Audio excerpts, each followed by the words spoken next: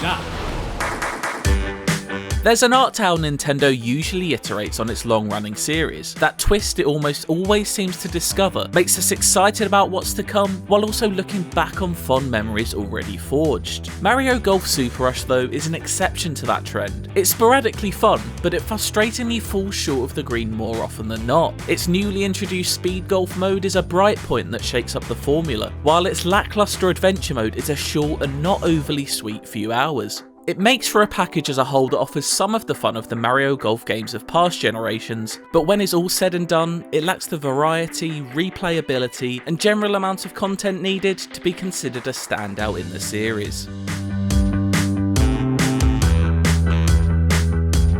The original Mario Golf, titled NES Open Tournament Golf, is the first game I really remember playing, as I graduated from crawling around and tangling in my dad's controller wires to holding the pad myself. The core mechanics remain, and apart from the obvious visual improvements, it doesn't feel a million miles away from how it did 25 odd years ago. Line up your shot, press A to begin your swing, then A again, or B if you want to apply backspin to lock in the power of your shot. It's these simple button presses as the power bar fills up, coupled with the subsequent sound of club hitting ball, that evokes nostalgia and takes me to a happy place. The standard modes of match play and stroke play also provide comfort and familiarity, and as with every mode, aside from the story campaign, these can be played solo or with up to 3 other players for a relaxed time with Mario and friends. But they're so old and worn that while certainly comforting, they're nothing to get too excited about.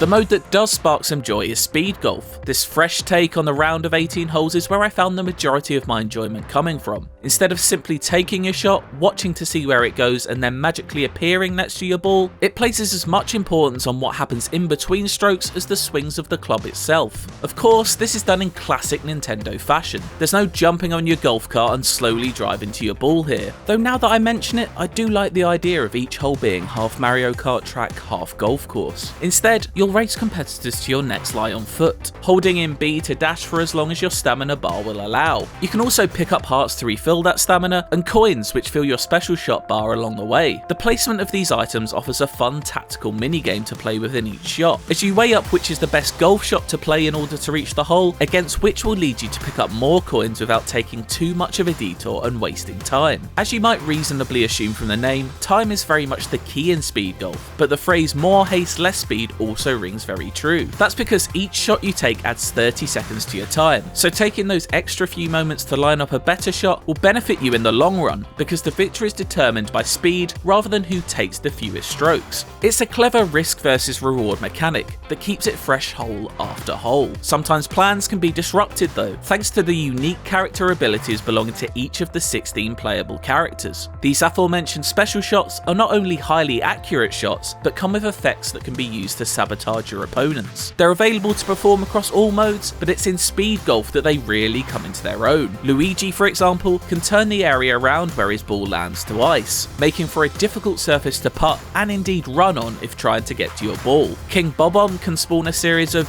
you guessed it, bombs around his ball that can knock opponents and their balls away if touched. Although some of these special shots do double up over the full roster of 16 characters, there's enough variety to keep things interesting and find something that works for you. Each character also possesses their own special dash move when running between locations, which grants a significant speed boost and knocks aside anyone in your path. These are less exciting to use, but still do give off the sort of serotonin-filled dose of schadenfreude that the blue and red shells of Mario Golf's sister series Mario Kart supply all too well. All in all, I enjoyed playing Speed Golf, and it definitely became my preferred mode to play, especially when compared to the relatively ponderous nature of the traditional modes. One of the only real downsides to it is the fact you can't sit back and admire a beautiful shot you've made. There's no option to watch replays or highlights either across any of the modes, which just seems a little odd. I guess that mirrors real life as you walk up to the hole to see your ball already sitting in it, but I'm not really playing a game with a giant ape one-handedly swinging a golf club towards a tornado for realism,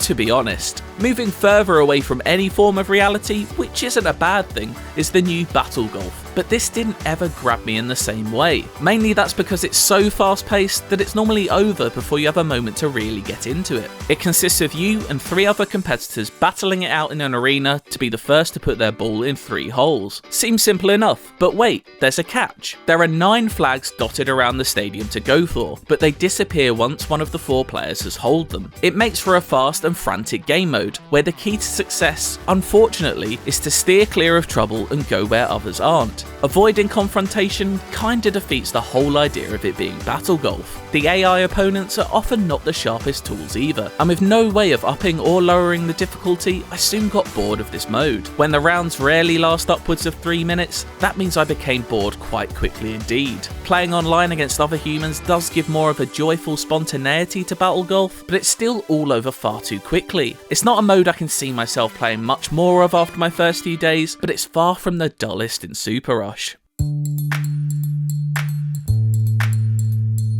Golf Adventure Mode was what I was most looking forward to in Super Rush, with nostalgia of previous Mario Golf once again fueling my expectations. Instead, I got a largely underwhelming 4 or 5 hours. Things start out promisingly, almost like a Pokemon game. You wake up in your home and are set off on your journey to become the very best by your proxy mother, Birdo. Without spoiling what limited story there is here, you then go about earning badges to build your profile as a golfer before getting roped into saving the kingdom from an artificially engineered climate change threat.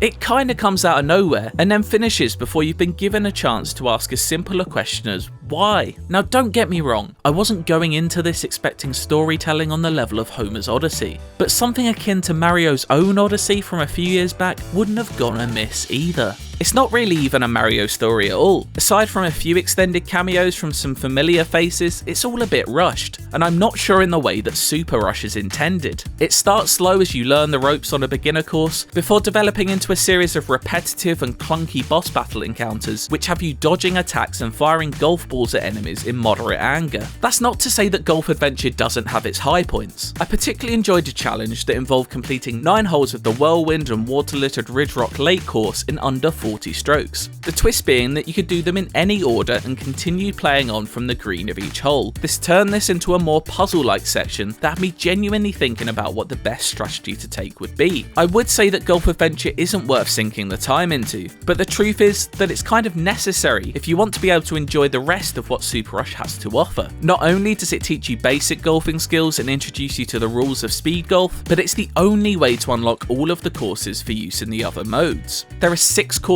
in total, which isn't a huge amount, especially when compared to World Tour, which had 10 before DLC. But at least they offer variety. The super sandy balmy dunes will test your approach play, while Wild Weather Woods has, you guessed it again, wild weather to contend with. They're each visually appealing in their own ways, and while Super Rush doesn't look like a top tier Nintendo game graphically, it bursts with colour, especially when playing in handheld mode. I can't help but wish there were just a couple more courses though, even if the handful provided at launch are fun enough. The truth is that unless you're interested in regularly playing online, then there's not a whole lot more to do after the first few hours, except chase your own high scores once the story is finished. Confusingly, there's also no online tournaments to play. Another thing World Tour has that has been omitted here, making it feel light on things to do by comparison to its older sibling. All of the courses will be unlocked after the story is complete, and all of the characters are there from the start. The truth is that after several hours of playing, I'd had a fun enough time with Super Rush, but I was just left thinking, well, what's next? A whole lot sooner than I ever thought I would be. Mario Golf Super Rush is a comfort food game that to some, like me, can take you to a happy place with a couple of taps of the same button, followed by an exclamation of "Nice shot!"